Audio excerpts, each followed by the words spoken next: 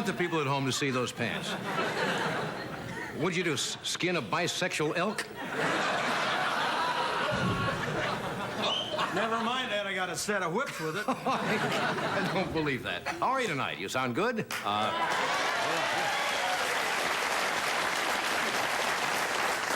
I knew you were a bright crowd because you knew enough to come in out of the rain. I want to thank you for standing outside on this miserable day here. Did you get the hot coffee and donuts? Are you serious? Come on, you're joking. What? I don't know what happened. Oh, I forgot. They fired the vice president in charge of hot coffee and donuts yesterday. But he'll be back on tomorrow. I should tell you, parking is free here at NBC, as you know. But I should warn you, it costs you, after the show, $50 to get your windshield wipers back. How much rain did we get today? A lot. We need the rain to grow the brush for next month's fire season.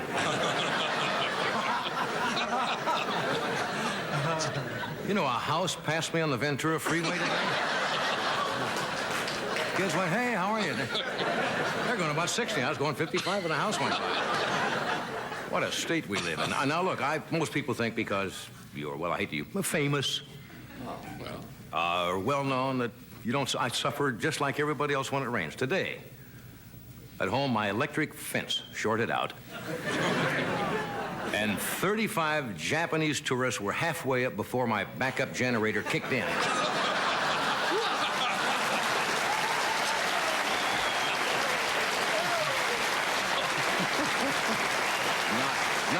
Not amazing. That's not true. There were 10 of them. 10 of them. Driving to work today, my windshield wiper fell off. Guy named Al. He hangs from... That's right. He hangs on the hood with a squeegee. And I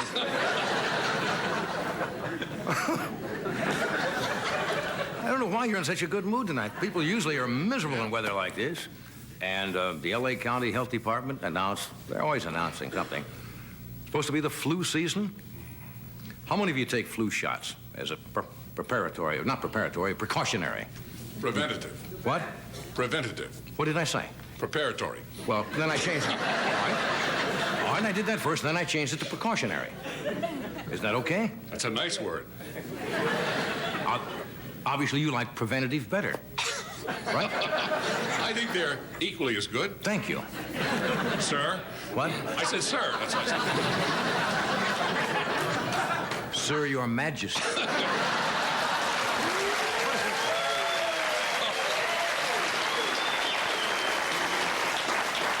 Thank you, suckface.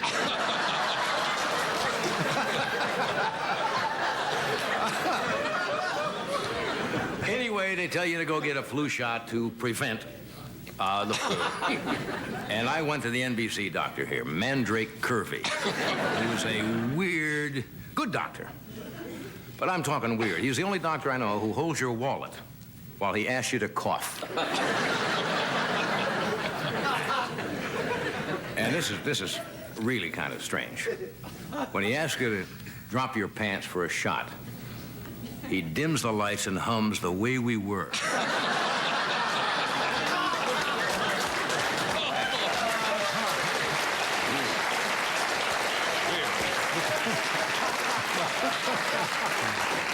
Well, as you probably know if you follow the newspapers, television is now in what we call the sweeps rating period. That's when they see how popular all the shows are, and the networks and local stations go to great lengths, have you noticed, to spice up the ratings. They'll be doing a 5-part documentary on herpes or on teenage sex or anything like that. That's true. And some of the shows you can look forward to in the next 6 weeks. Some exciting specials and programs. For example, there's a 2-hour physical fitness special with Jane Fonda and Richard Simmons. The twist into erotic positions without becoming emotionally involved. The Reverend Sung Mun Moon is going to marry Elizabeth Taylor to the Mormon Tabernacle Choir. And a special, I think, at the beginning of December.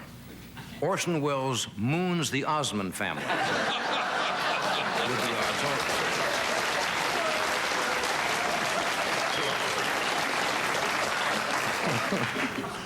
By the way, later on tonight, you might want to watch Merv Griffin. Merv has another one of those wonderful theme shows that only Merv does with such style and panache.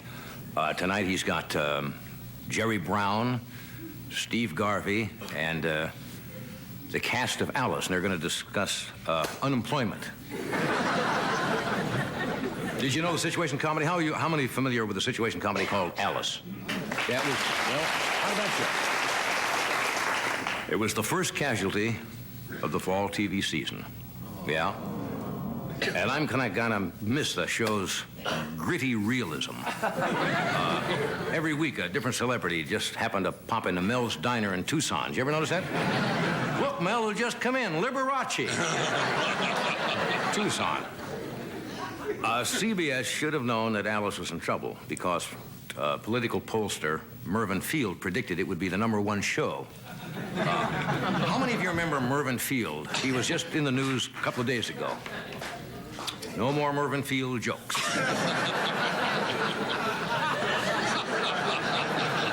You can tell when you've peaked with a subject and when you should unpeak it, and that should be... Put that down. No more Mervyn Field jokes ever again. Jerry Brown met with Governor-elect Duke Magian at the state capitol to discuss the, I guess what, the transfer of power. Very friendly meeting. Jerry Brown even gave a basket of fruit to Magian, infested with medflies.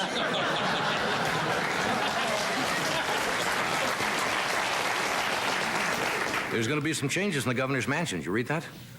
Duke Magian's going to get rid of all of Jerry's Linda Ronstadt albums, and he's going to put the albums in of Slim Shatunkian.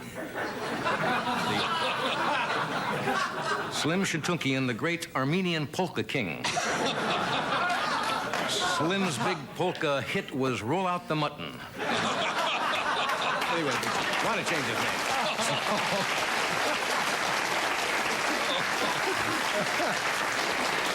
I think I'm getting waterlogged. I mean, anyway, thank you for coming. We have a good show tonight. We have, Child star.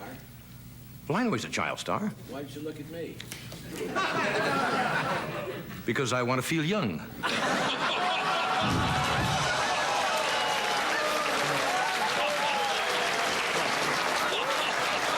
It's like walking among the sequoias. Boy, look at that. We have child star. Ricky Schroeder, a lovely young man, is here tonight. Very funny. Funny comedian from New York, David Say, is with us. And one of the truly great tennis players of all times, and now a commentator, Tony Trabert, is here.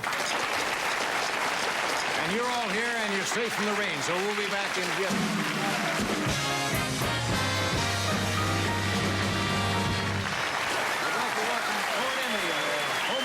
Software is our newest Tonight Show sponsor.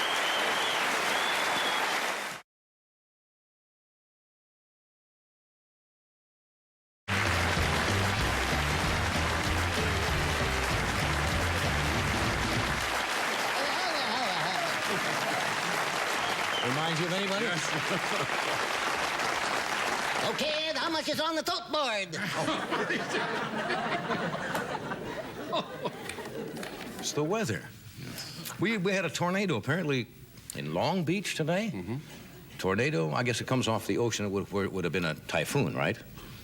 Then when it hits the land, it becomes a tornado. I've never heard that.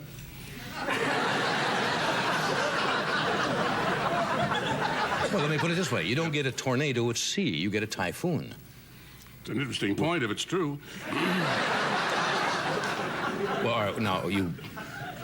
By that very tone, you suggesting that it's not true. I say I've never heard that. Anybody else ever heard that? No. Sure. At sea, you have a typhoon. When it hits the land, it changes immediately into a tornado. Tornado. As soon as it gets... That's clever planning. As soon as it gets to Catalina, somebody says, "You're now a tornado." I don't know. I may be thinking of a water spout that becomes a tornado. Yeah, I'm thinking of a water spout becomes a tornado. And water, of course, What it's... does a typhoon then become? What? What? If that's true, then what does a typhoon become when it comes on land? Murray. Yes. then called Murray. I don't know why we're discussing. I was trying to impart some kind of wisdom Yes. to the show, so we just are not But it's silly. good to have it right before you do it.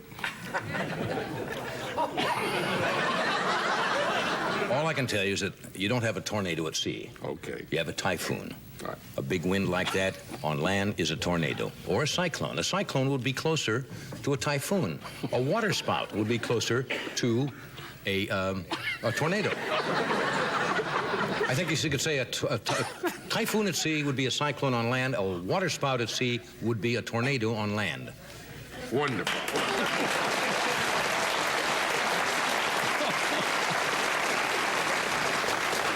I sound like Dr. George Fishbeck at Channel 7. You ever seen him? Yes. And coming here, moving in with the thing, and man is definitely ready for a rubber room. You never know what the weather is. Yeah, the thing we have coming in with weather. All I want to know is it going to rain or tomorrow, or is it going to be dry? What the temperature will be. I want to know, do I wear my sneakers or what? I don't. Are you familiar with this book? No, I am not. Well, this is called Miss Manners' Guide to Excruciatingly Correct Behavior by Judith Martin. And apparently, with the holiday season coming up, you know, parties, banquets, gift giving, sending out of invitations, and it gives you a comprehensive look how to properly behave and conduct yourself in about any situation. Would you like to hear some of I'd them? like to hear those, yes. All right, for example, there is some confusion over the proper gesture when a man greets a woman. A gentleman must take what is offered. If it is a hand, you shake it. If it's a cheek, You kiss it. and if it's a pair of lips, You kiss them, I that's guess. what No. she says. I don't necessarily agree with that. No. If you don't know the person. No. Okay. When introducing people who live together, it is not necessary that everyone's sexual affiliations be declared at the door. Introduce people by their names. You don't say, this is Bill, who is, you know, who's getting it on with Mary. You just say, this is Bill and Mary and so forth. Well, that's crude and crass behavior. Miss Manners is against the public nursing of babies. She says exposing the female breast for any purpose other than getting a suntan on southern French beaches is considered exhibitionism. The only really acceptable reply to I love you is I love you. two. I love you too. Yeah. Yeah, absolutely. Very good. Somebody says, I love you. Yeah. I love you too. If you do not love the person making the original statement, replying kindly could lead to all sorts of dreadful complications. Yeah. In other words, if you said, I love you, and you And I said, say I like you a lot. you're okay. Yeah. That's not what they're looking No. for. All right. If the neighbor allows his dog to use your property as a litter box, this is the thing that drives me nuts. You ever notice when people take their dogs out, they always walk them to somebody else's house or lawn, and the dog goes, "Wah." Then he takes the dog about a half a block back to his house, and his Where it's yard is nice nice and and tidy, clean. yeah. Right. Here's what Miss Manners says you do. First, inform him of your feelings by saying, please don't have your dog use my property. If this is ignored, you may allow yourself to inject some of your feelings into words. And then you can say whatever you want to. Yes. It is not polite to burp. Did you know that? Yes. Coughing is socially acceptable. Correct thing to do, therefore, is to treat the burp as if it were a socially acceptable cough. I'll show you how that works. All right, let's see how that works. Feeling better?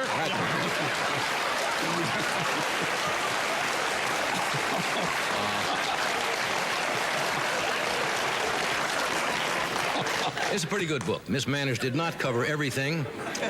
We at NBC, unbeknownst to most people, we have here living on the premises. Small room, but neat, is our own resident expert on etiquette. She's Burbank's renowned socialite and part-time bag lady, Amy Vanderslaab. And we ask Amy, What did Amy say? Here's some things that you should or should not do in certain situations. When visiting a person's hospital deathbed, it is not polite to ask if you can polish off the Jell-O cubes he didn't eat.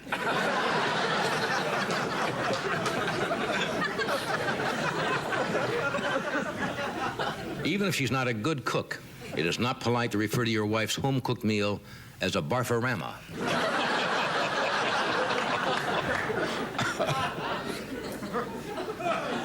Something just I flashed. think they just electrocuted the chef at the commissary.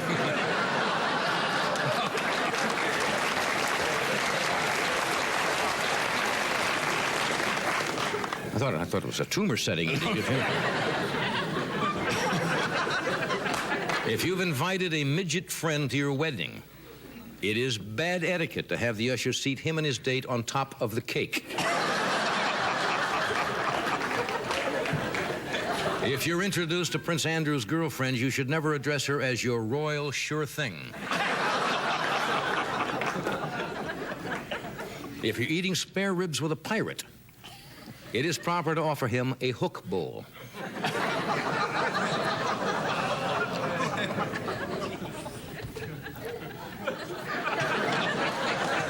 It is bad etiquette to sexually harass a co-worker on the job.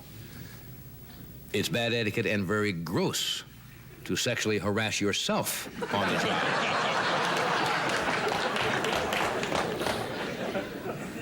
It's important to be courteous when dealing with the public. For example, if you're a 7-Eleven clerk, you say, "Oh my God, I've been shot. Anything else for you today?"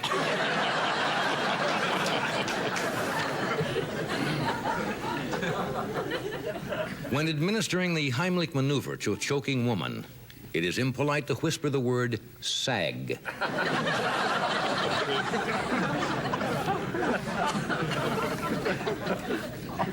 There are ways to diplomatically tell your husband he's not a great lover. It is not nice to draw chalk marks around his body in bed. Those are a few from Amy Vanderswab, our resident.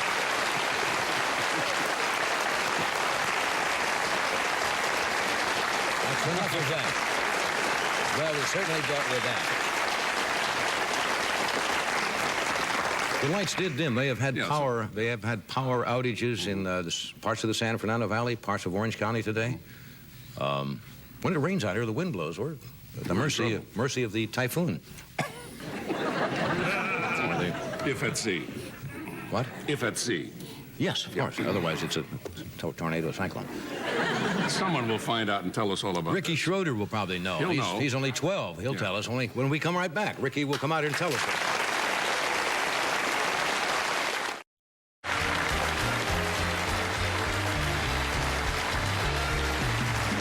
Thank you, Bob. We just got back. Tony Traeger is here tonight. Comedian David Sayers. We'll have some member of our staff check with our meteorologist right here in the building and find out the difference between all of those things. My first guest is a talented young man. He's the star of a show called Silver Spoons, the NBC series that airs on Saturday at 8:30. Would you welcome, please, Ricky Schroeder.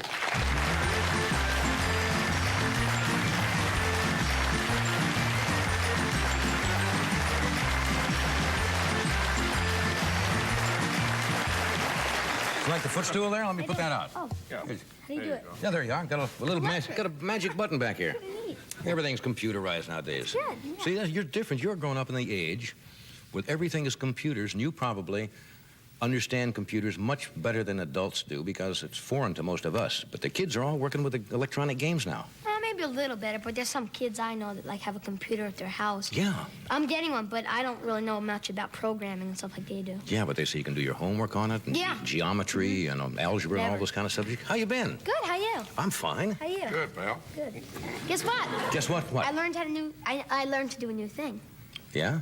Somebody told me if you were shooting pool before the show. Oh, no, that's easy. Yeah? But if I show you what I'm going to do, you promise to do it? Well, I don't know. All right. I'm not going to show you. Well, then I'll... Just say yes. Sure, yes. All right. I'm going to juggle. You're going to juggle. Some eggs. You're going to juggle some eggs. But don't worry, they're not real. Okay. I mean, these are fake. You see? Okay. All right. Here we go. Did you learn to juggle?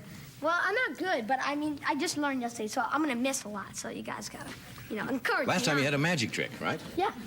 Here. Okay. I've never juggled in front of a live audience. I'm nervous. It's all right. You got to start there. Very good. Very good. There you go. Okay. That's it. Keep them in close. Very good. How much are they? Okay. These ones are cracked. Do I get 3 eggs?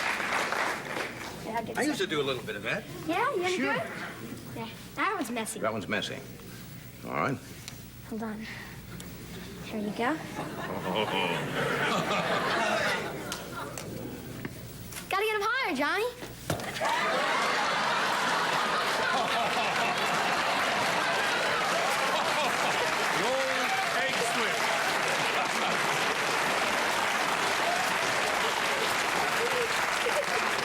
Slickered by a 12-year-old. I was doing pretty good. Are these all? No, those two are the fake ones. Come on, now. I don't trust you at all anymore. No, those two are the fake ones. These two are good. These are hard-boiled. No, this is moving in there. Something? Something's moving in there. No, those are the real ones. Yeah. Yeah. You get me all real No, ones. all right, then here's some Boy, fake what a ones. sneak. Here you go. All right, now, come on. Are you... I'm positive. You see, they already have holes in them. Okay. You start off... Throw a tube in the air to start off with. I don't do that. Well, you can. Okay. Sure. You throw these up like that, and then you...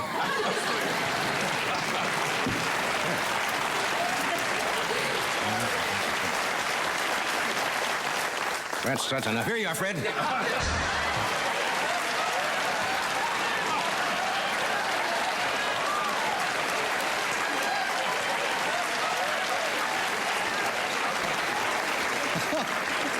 Whoa! Hey. We'll be right back after this. Stay where you are.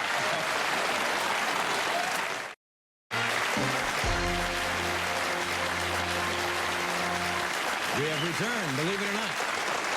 What do you got here? Oh, these? Yeah, what'd you bring tonight? These are some cookies that have traveled 3,000 miles all the way from my home. Are you serious? Yeah, they're called St. Moritz. They're the best cookies around. That's very nice. I think they're the best cookies you'll ever taste. You brought a gift, huh? Yeah, for both you guys. Oh, that's One nice. for you. Thank you. And one for you. Here, you gotta try one. away They're from really genetics. delicious. No, I don't trust you. No. I promise you, they're really good. So just try them, really. There's no cyanide in them or anything. No razor blades. Delicious. Mm-hmm. Yeah, they are good. Come on, John. Well, I just took taste a it. little. Very good. He's already eaten it. Well, I saw you that's do one that. part of his contract. The taster. Ed eats all of the food sent to the show before it comes here. Look, you're now doing Silver Spoons. You do it out here, Yeah. but you go back and forth between New York because you live back there. Well, yeah, it's what we do is I come out to tape my show. Right. And for 2 or 3 weeks, and then I go back for a week. Yeah, they're getting to know you pretty well in the airlines, huh? No, yeah. Are the girls nice to you? Oh, most of them, they're very nice. Oh, the stewardess is nice. Yeah. We have a little film clip from your show.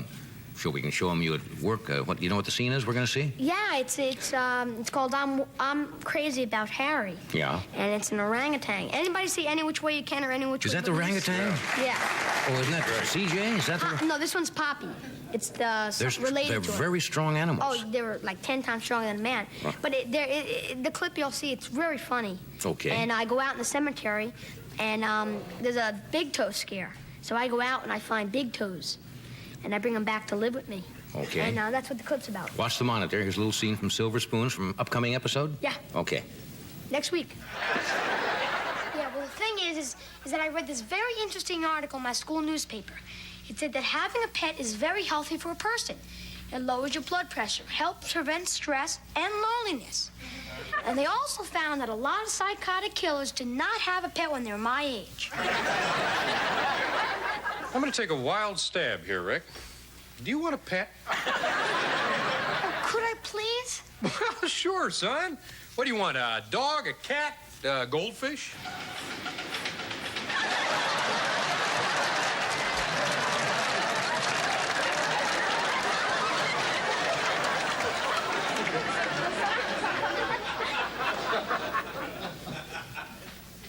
How about an orangutan?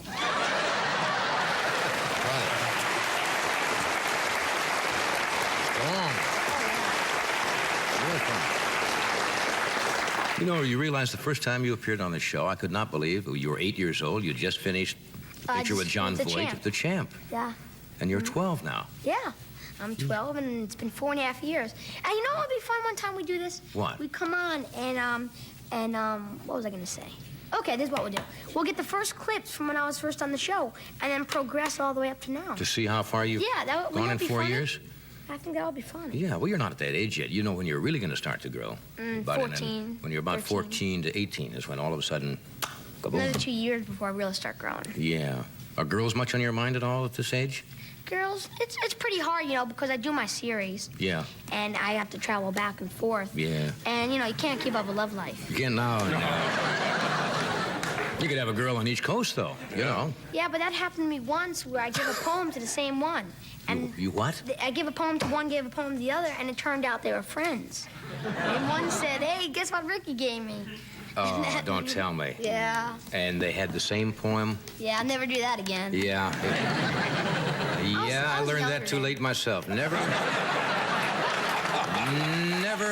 put it in writing. Never put it in That's writing. what my mom said. Your mom said that. Well, My mom says never write love notes. Well, so... that's right. Or keep them, or burn them. If the love affair's over, then burn them. Hey, it's nice to see you again. Will you come back with us again from time to I'm time? gonna stay. Oh, can you stay for the night? Yeah. Why didn't you go like this? Go. No, I don't. I got special... He said he can stay. No, I got special permission. No, seriously. Go to a commercial. We'll discuss this at length. No, but I did it. Well, tell him. Tell him about it. Go tell Mr. DeCourt. In the meantime. All right. He means go to a commercial. We'll be right back. Okay. All right.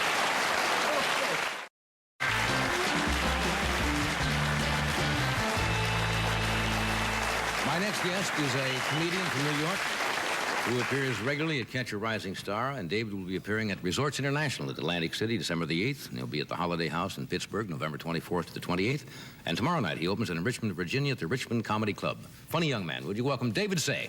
David?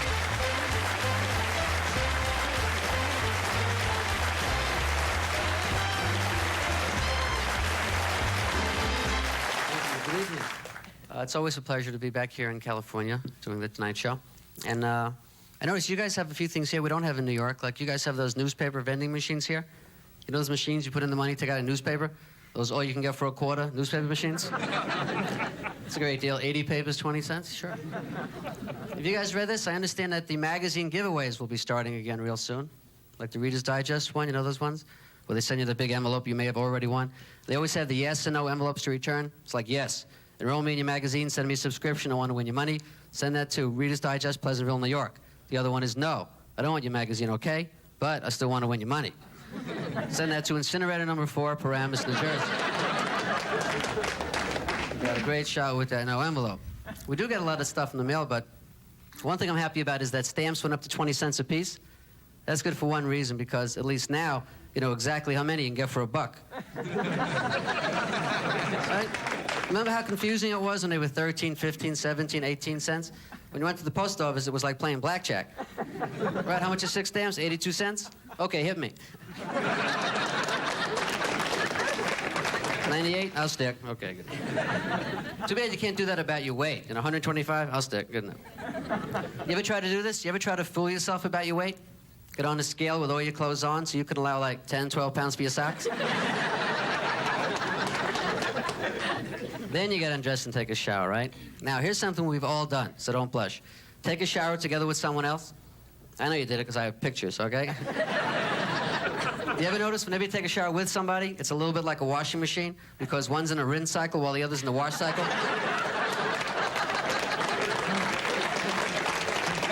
You can never get in the same cycle at the same time. Taking a bath together is much more leisurely if you have the time. And there's a couple of different methods. One way is to sit at opposite ends of the tub and face each other, except that creates a problem because you have to decide who's going to get the faucet in the back, right?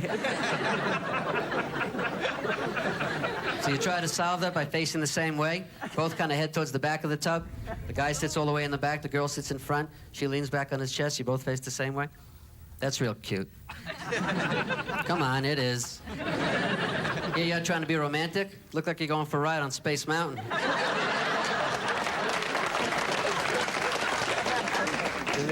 I'll tell you a place you can't take a bath together or alone is a hotel.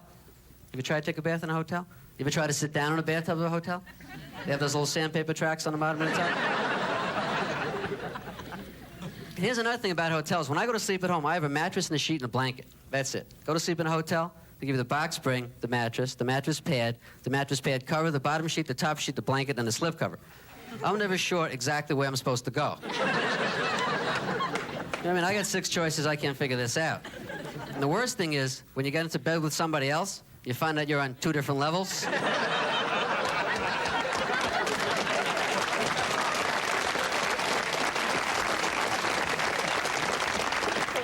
Then you have to get dressed, and they say that women have more clothes to put on than men, but this is more of a guy's problem, although girls occasionally experience this. Matching up socks. Ever had a problem matching socks? To me, matching socks is like playing poker. Right, you reach in a drawer, you pull out a handful of socks, you hope you got a pair. Can't get the same texture and pattern, go for a flush, try to get the same color. Then you smell one down and dirty. And what comes after socks? Underwear, right? With underwear, we all have the same system. We all have 2 pairs, the active and the reserves. You know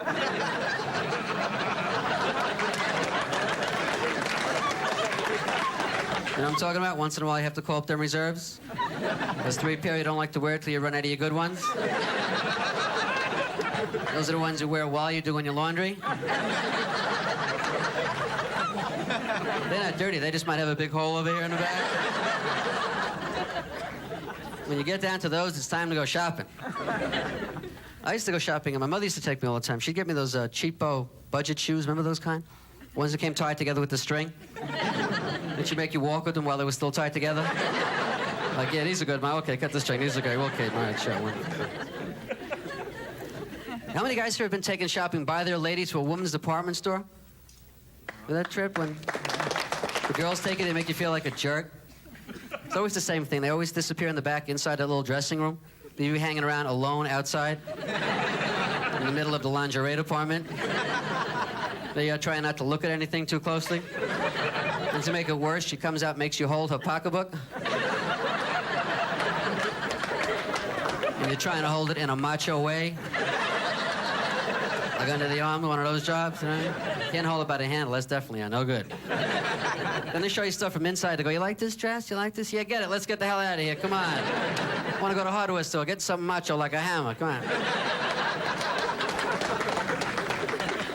My mother's always looking for bargains. She's in the supermarket. She'd always get that big box of Tide. You know, the real big box of Tide with the handles on the top? The one with the wheels on the bottom of the box? So, you know, when you open it up, there's a free washing machine inside the box. You ever do this in the supermarket? You ever go to the supermarket with about $7 to pick up a few items? By the time you get up to the checkout counter, you're not sure you have enough to pay for everything you got, so now you have to set up your priority list. What you're going to take, what you're going to leave behind, right? It's like a whole of toilet paper, give me the M&Ms. Then you start to get close to your limit, and you're afraid you're going to go over, so now you have the girl doing a subtotal after every item. You can do that. After a while, it gets to be like playing The Price is Right. Right, she rings it up, $6.21. You want to freeze? You want to go on and try for the mayonnaise?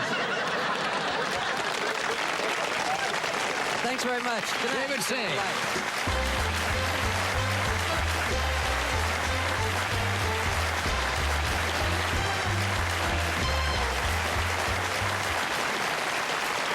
I think that's the first comedian's worked on the show with thunder and lightning for sound effects. We'll be back in a moment. Thank you, David. Thank you.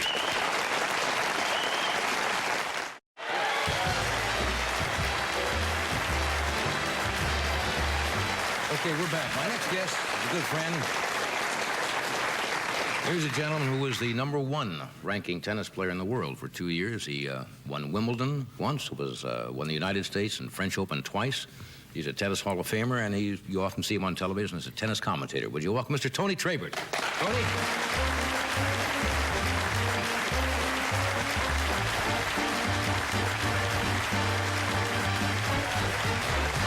Good to see you, Tony. Thank you. This is a day you would not be playing out here today, right? In Southern California. We could use some indoor courts today. Good to see you. I want to show this film first because things in sports change so rapidly. People tend to forget. They see tennis players now, and we're going to show you a little film clip. This was, 1954, when you won the Davis Cup back from Australia, and you were playing with against Lou Hood. Lou Hood, right. And just to give you an idea of what the guys were wearing in those, and the way it looks. Then we'll come back and talk about it. Watch the monitor. 1954. Well done, Tony, my boy. So America leads 2-1. A top-line performance by both. There's a 10-minute break, but movie star Robert Newton is soon back in his seat. As we come in, Poet is leading 3-2 and 40-30, fourth set.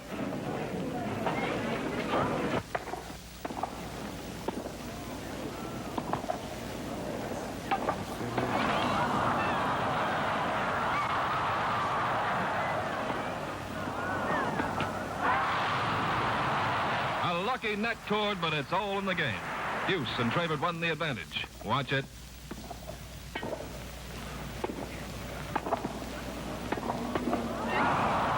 Once again, Hode has to overcome disappointment. 3-0 the score.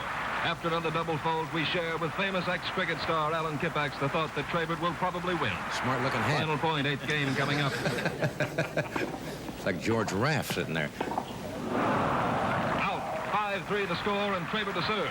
Watch him. This is his chance. The end of a year's training. Only a miracle can stop the end coming. 30-all, 9th game, 4th set.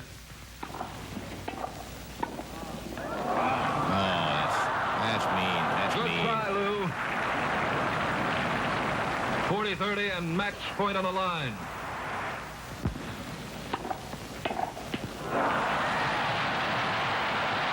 Attaboy, Tony. This match was an excellent example of power tennis. The issue was always in doubt. Hode served 11 aces to Travert's 2, and there were 15 service breaks. An impartial crowd of Australians roars approval of a fighting win. How does it feel? That's one it felt. Almost 30 years ago? Yeah. You know, I can remember many of those points, particularly near the end, and they had the largest crowd they've ever had for a competitive match, right. 25,500 a day. Right. And, you know, to play for your country, you're down there to play the Star-Spangled Banner, United States serving. Great thrill. It's really got to be. I've seen you play. You still play, and you still play well. I think once you're a tennis player, you're always a tennis player, right? Try to, sure. I try to play to stay fit. You know, I used to play and compete all the time, didn't have to worry about my diet or anything like that. I'm a little more aware of that now because as we get past 50, you'll find that out soon. Yeah, I really want to look forward to that. I played against your daughter, and she is a tough player. Well, she's a good player. And by the way, I brought a note. Don't let your wife see that. That's from Brookie. That's Brooks, his daughter, and she's very, very young. Thank you, Tony. Let's talk about the behavior of players. Australian players, for example, were brought up on what the Harry Hopkins Hopkins school, that you're a gentleman, and now you see players acting like crazy people out there. We don't have to get into names, but what's the main problem? Why do they act that way? Tennis players. Well, now Gonzalez was pretty. Gonzalez was a bad actor from a temperament standpoint, but he wasn't vulgar. He didn't use bad language. Didn't use gestures. Yeah. You know, we had a fellow that was thrown out of tennis for life in the mid-50s for bad behavior on a court. It was an amateur game, and they threw him out, and he can't play anymore. You can't do that now because they'll say, hey, you're keeping me from making a living, restriction of trade. But there are a couple of people that don't act well, and I really hate it. It bothers me a great deal. On the other hand, I think we should remember there are a lot of them that act very well. They are ladies and gentlemen, and unfortunately, a couple of them get all the publicity, and I think you have to get them when they're young. You have to do it, the parents have to do it first of all, and then when they play those junior tournaments, say, hey, you either act properly or you don't play. There's a story going around that when Borg was very young in the junior championship, he threw his racket or something, and his parents said, thank you, and they took his racket and said, you do not play for 6 months. 6 months, he put his racket away. Ivan Lendl was the same. He threw his racket, and his parents were some of Czechoslovakia's best players, and they said, sorry, and he sat out and watched, and he said, well, I don't like that. I want to play. So there are ways to do it. And also, I suppose it's because now they're such international stars. When tennis in your days was considered a gentleman's game, I mean, but television now and the purses of tennis are so gigantic. Yeah, they are. That players can make $1 million, the top players, in the first 6 or 7 months of a year. Right. They top ones do that in prize money, not counting exhibitions and endorsements. So there's a lot of money. They're top athletes have always been sort of catered to and taken care of, and somehow I think they read their own clippings sometimes and think they're a little more important than they really are. What about this business of having when there's a call made by a linesperson and now they appeal to the umpire? Doesn't that give the players 2 people to pick on? I mean... Yeah, well, they tell the players now, don't talk to lines people because the lines people have been instructed not to respond, not to answer you. Right. When we played, if there was a questionable call, the umpire would say to the linesman, "Are you sure your call?" The linesman, if he was sure, would say, "Yes, I'm sure." If not, he'd say, "I yield to the chair," and the umpire would change the call. Now the umpire can overrule the call, no matter what the linesman says. Right. And that really creates problems. You got everybody to pick on now. Well, yeah, and they overrule it for you and not for me. And I say, well, you know, when am I going to get even, sort of thing. So it's a little different thing. By the way, you're pretty slick with those. Yeah, but don't trust that kid. He is. Don't trust him at all. Was he okay? He's good. Was he? Yeah. You're involved. You still teach at all? I know you're involved with senior tennis. And I have a summer camp for youngsters up in Ojai, near Ventura, Santa Barbara. And really, I love tennis so much because it's a lifetime sport. It really is. And we are interested in people staying active and being physically fit. And with the youngsters, I say, look, you're not going to win Wimbledon probably, but let's play a lifetime sport. And when you get out of school, you don't play team sports. Gustav of Sweden was playing in his 80s or something? He had to win, too, no matter who you were.